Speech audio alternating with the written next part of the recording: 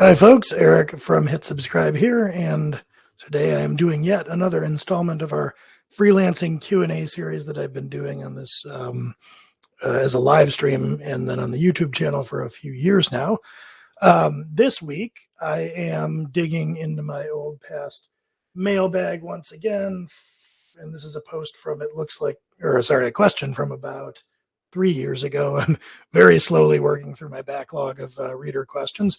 And to anybody watching who asked questions like 3 years ago, I'm sorry I never got to them. I actually built a pretty robust backlog of these questions, and I am slowly burning that backlog down. So this question is still relevant today in 2023, just as it was in 2020. And this might have come in the form of a blog comment. So I have this up in another monitor. It's short enough that I'm going to just read it verbatim. So the question asker says, I have two challenges here: switching from coding to more pure consulting, and then adding more people to the mix to avoid being a solo engine or a sole engine. This is a real puzzle since the clients I managed to find so far want to have conventional employer-employee relationships. Furthermore, pure consulting parts like architecture development are expected to come for free, even though I consider these to be more valuable than the coding itself. This is one level higher than coding, and so is the cost of mistakes. So what the question asker is getting at here in terms of being treated like an employee is kind of an interesting one. So I'm going to speak to that specifically. And what will probably come for the ride along with that is being more consultative in nature.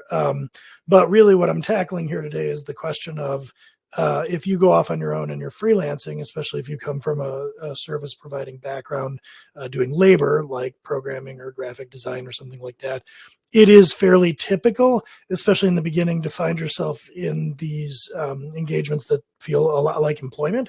The paperwork is different, but you have kind of a client boss, and you're doing things by the hour and working 40-hour weeks, and it's open-ended and stuff, and it can really get pretty easy for that to feel like you're just an employee with a different set of paperwork. So I want to dive into how you move away from that, and I'm going to kind of go through a list of tactics. I made some notes here just off the cuff, and I realized they kind of fall into two different camps. The first one would be maybe lower hanging fruit, if you will. Basically, I'm going to go through the ways that freelancers tend to behave like employees and kind of suggest that you not do those things. And I'll talk through that. And then the second bucket is kind of more advanced considerations, if you will, about like how you're positioning yourself and how you're doing sales and that type of stuff. So I'll walk through those two sets of things and kind of talk through what that looks like. So let's start off with the easy one. These are ways in which freelancers tend to behave like employees. And then the advice is kind of like move away from doing those things. So the first one that popped into my head is, if you don't want to be treated like an employee, wean yourself off brokerage sites. So if you're going onto a site like Upwork or TaskRabbit or Fiverr or whatever, the top tool, all of these things where they sort of take the sales and marketing piece out of your hands as a freelancer, and you're just kind of there on this freelance labor meat market. They may be somewhat specialized or whatever, but you're not really selling or positioning yourself or doing anything. And that feels a lot like employment. Like those things are in some ways indistinguishable from job boards. I mean, granted, it's a different contractual arrangement with the clients and whatnot, but you're doing the same thing that you would do on a site like Dice or Career Builder or what, I don't know, pretty far removed. So I don't know what those sites are like anymore. Maybe that just dated me, but nevertheless, the idea is the same in both places, which is you are sort of like filling out some kind of profile, and you have a list of skills and things that you'll do and pay expectations and all of that. And then employers/clients browse through and they look for matches, and they have different kinds of searches, and then they pull up 10 of you and compare you all on price and blah blah blah. So that is the first thing I would suggest doing. If you are being found on those labor brokerages, there's a pretty high chance that that's going to lead to a subordinate and employee-employer type of relationship, because they're like picking you from among other similar commodities, which is exactly how job searches work. Another one would be having an hourly rate. So this can be sort of a third rail topic in the indie world. I have talked about this plenty of times, but I'm not a big believer in hourly billing for anything. I really don't like that paradigm at all, anywhere. That said, I'm not really looking to get up on that soapbox and talk you out of it per se, but inarguably hourly billing, time and materials type billing, I work a certain amount of time and you pay me a certain amount of money, looks exactly like employment. I mean, that's just the nature of employment. I work 40 hours and you pay me this amount of money.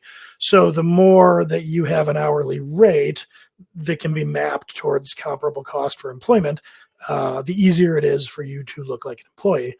I would actually have a hard time if you were doing value-based pricing, or if you're doing cost plus pricing or flat rates, productized services. I have a hard time imagining any of those other billing models being treated like employees, since you're removing any incentive whatsoever for the client to care about how you're spending your time. Hourly billing begs the client to micromanage you because they're buying hours of your life. So their only quality control measure truly is making sure you're spending hours of your life in a way that they find valuable. If you're just saying, I'm going to deliver this outcome to you for $10,000, it really isn't any of their concern how you spend your time.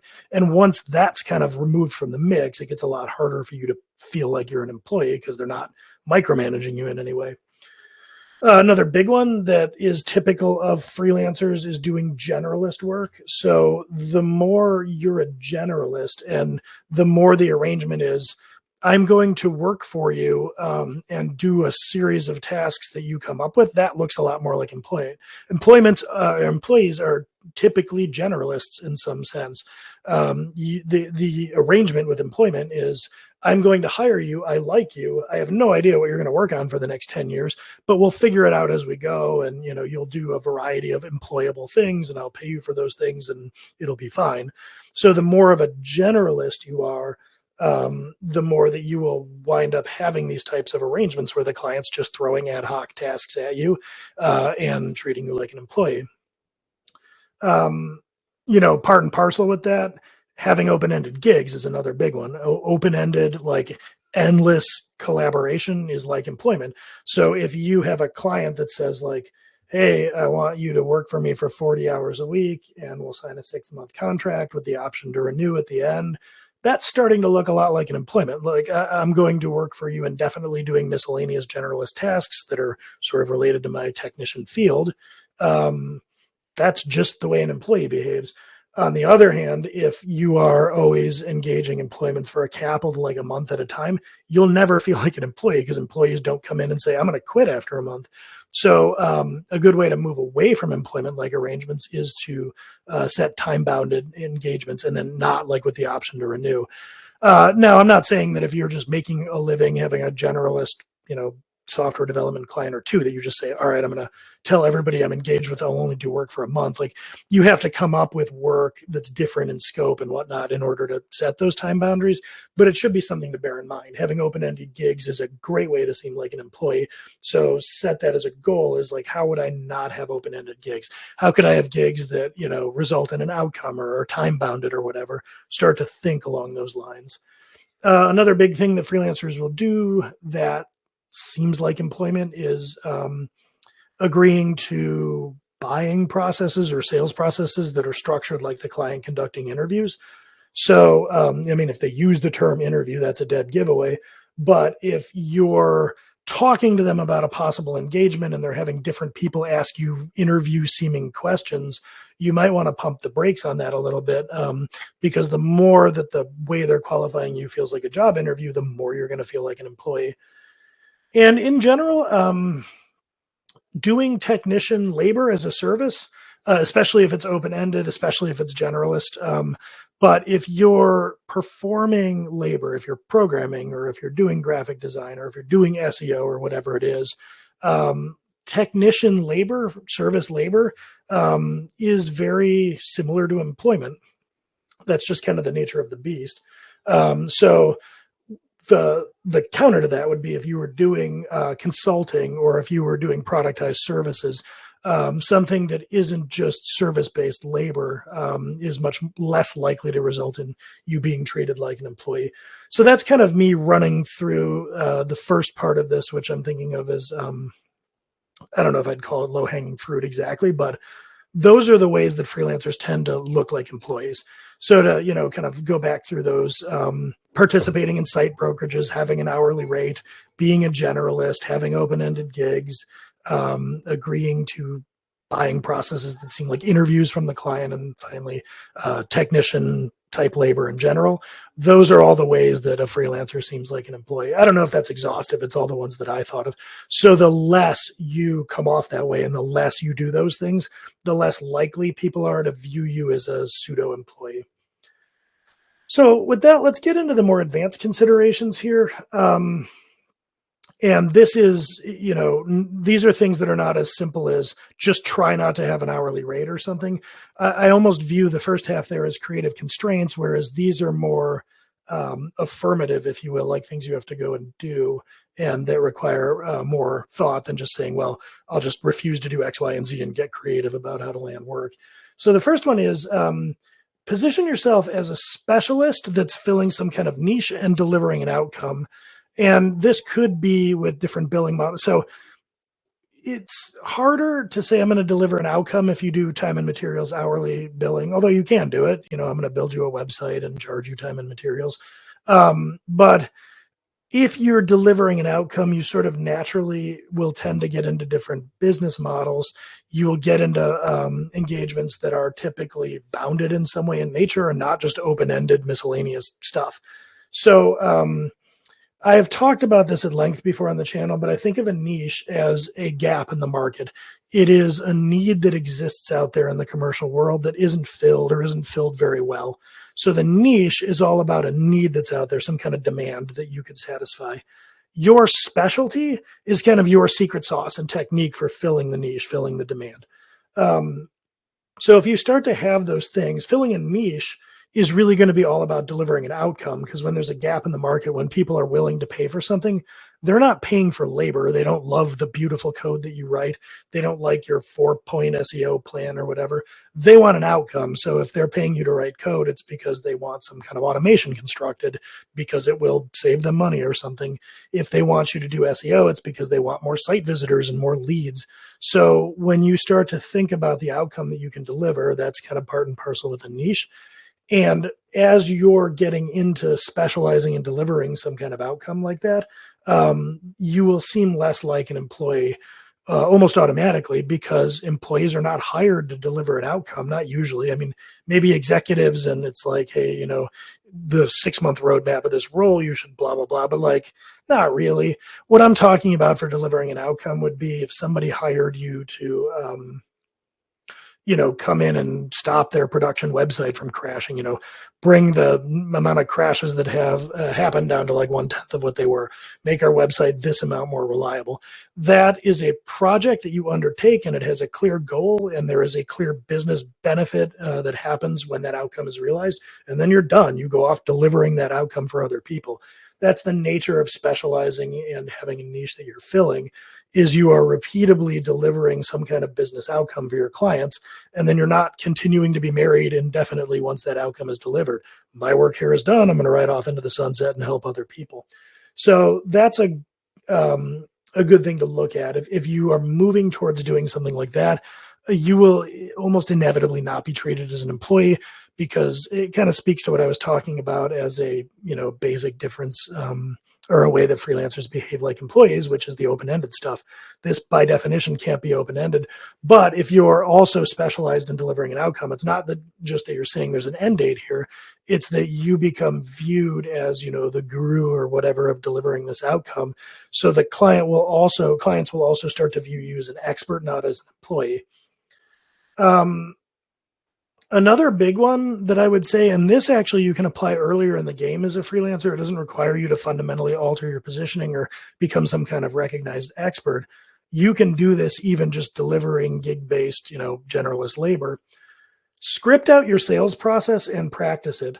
So I forget, I'm going to get the exact quote wrong here, but somebody once told me something like, in a sales process, in a buying process, somebody is going to supply the structure. And if you, the service provider, don't do it, the client will. So if you're just kind of living your life and, responding to gigs on Upwork, I don't know exactly what this looks like, but I imagine that a lot of times on Upwork, when they post an opening or whatever, they're, saying things like, all right, applicants do this, X, Y, and Z, fill this form out, go here and do that.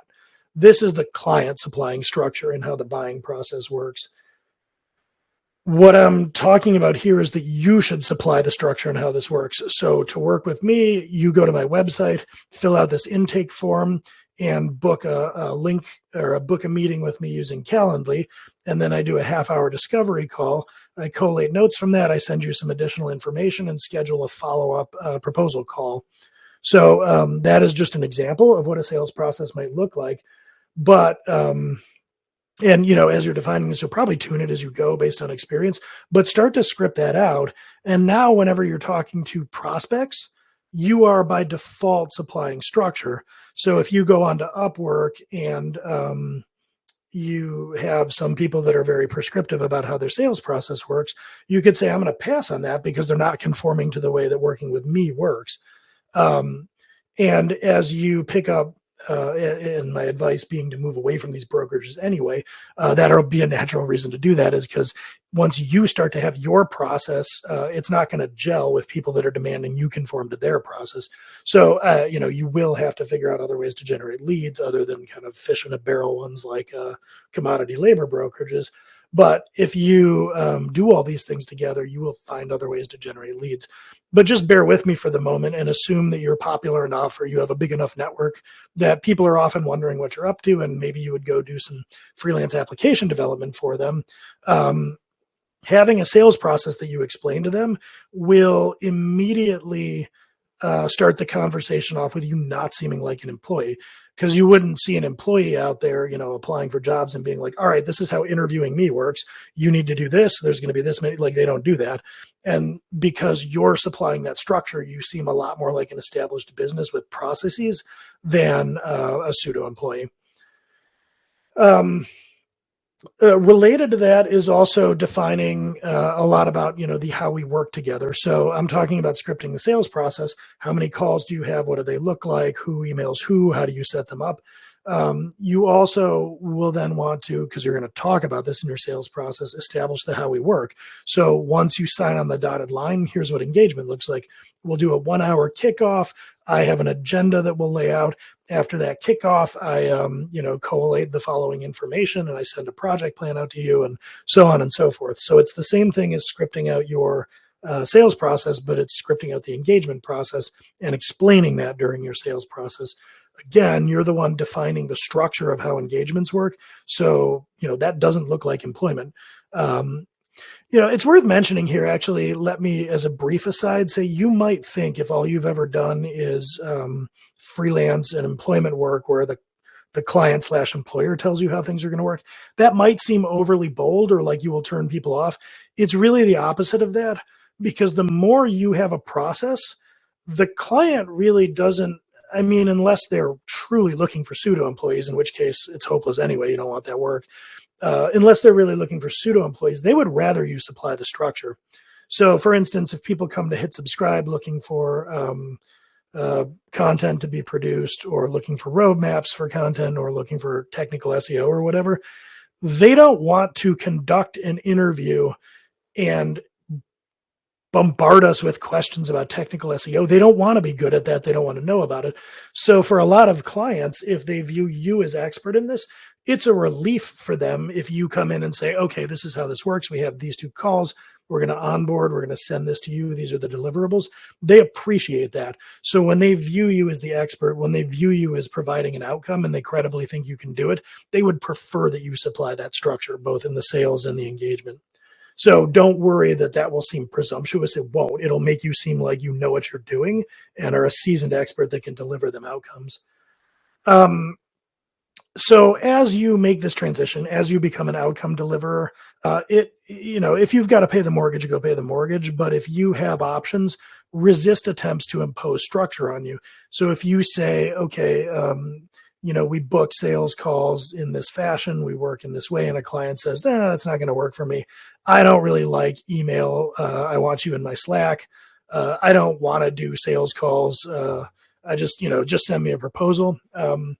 If they push back on your process like that, I would avoid working with them if at all possible, because the more that they resist your process, if from the outset they're saying, I'm not going to listen to you, I'm in charge here, you're not going to have a lot of luck not being treated like an employee. So I would stick to your guns as you're defining these processes.